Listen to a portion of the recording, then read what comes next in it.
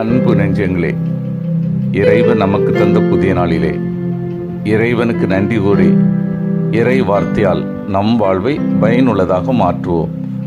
இறைவன் நம் அனைவரை நிறைவாக ஆசீர்வதித்து பாதுகாத்து வழி நடத்துவாராக. இன்றைய நற்செய்தி வாசக சிந்தனை, இயேசுவின் உண்மையான உறவினர். மார்க் நற்செய்தி நூல் பிரிவு 3, இறை சொற்றொடர்கள் 31 முதல் 35 முடிய. இதன் விளக்கம் அறிவோம். இயேசுவின் உண்மையான உறவினர்கள் சரீர உறவினால் ஏற்பட்டவர்கள் அல்ல என்றும் அவருடைய இறையாட்சியில் இடம்பெற்றவர்களே என்பதும் தான் இயேசுவின் வாதம். ஆகவே இந்த பட்டியலில் இயேசு அழைத்த 12 சீடர்கள் மட்டுமல்ல, இயேசுவின் வார்த்தைகளை கேட்டு அவருடைய நம்பிக்கை கொள்ளும் மக்களும் அடங்குவர். அவர்களும் அவருக்கு ஒரு விதத்தில் சீடர்களே. ஆக இயேசு ஆன்மீக சீடத்து உறவுக்கு முதலிடம் தருகின்றார்.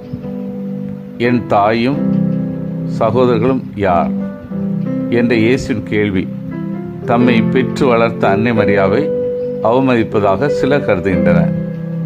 இயேசு முன்வைக்கும் ஒரு பொதுவான விதியில் தனிப்பட்ட அவமதிப்பிற்கு இடமில்லை. இன்னும் கூறப்போனால் இயேசு அன்னை மரியா உறவு தாய்சே உறவு மட்டுமல்ல, அன்னை மரியா இயேசுவின் தலை சிறந்த சீடராகவும் இருந்தார் என்பதில் யாருக்கும் ஐயமில்லை. அன்பார்ந்தவர்களே, இயேசு தாம் நிறுவும் இறையாட்சி குடும்பத்தின் அளவுகோல் என்ன என்பதை சீடர்களுக்கு புரிய வைக்க தம் தாயை முன்மாதிரியாக காண்பிக்கிறார். என் தாயும் என் சகோதரர்களும் யார் என்பது அன்னை மரியாவுக்கு மட்டும் சொல்லப்பட்ட வார்த்தைகள் அல்ல, மாறாக அவரது சீடர்களுக்கும் சொன்ன வார்த்தைகள்.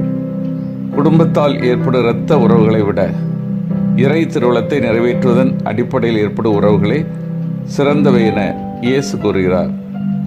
இறை வார்த்தை கேட்டு கடவுளின் விருப்பத்தை நிறைவேற்றுவதன் வழியாக இயேசுவின் தாயாக, சகோதர சகோதரிகளாக புதிய உறவுக்குள், அதாவது ஒரு புதிய ஆன்மீக சமூகத்துக்குள் நாம் நுழைய முடியும் என மிக அழுத்தமாக கூறுகிறார்.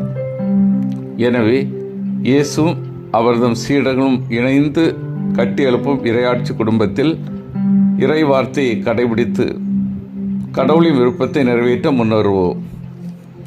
உலகில் பரவி வரும் தீய சக்தியுடன் சமரசம் செய்யாமல் அவற்றை எதிர்த்து நிற்கும் துணிவையும் இறைவனின் திருவுளத்தை புரிந்து நிறைவேற்றும் தெளிவையும் நாம் பெற மன்றாடுவோம்.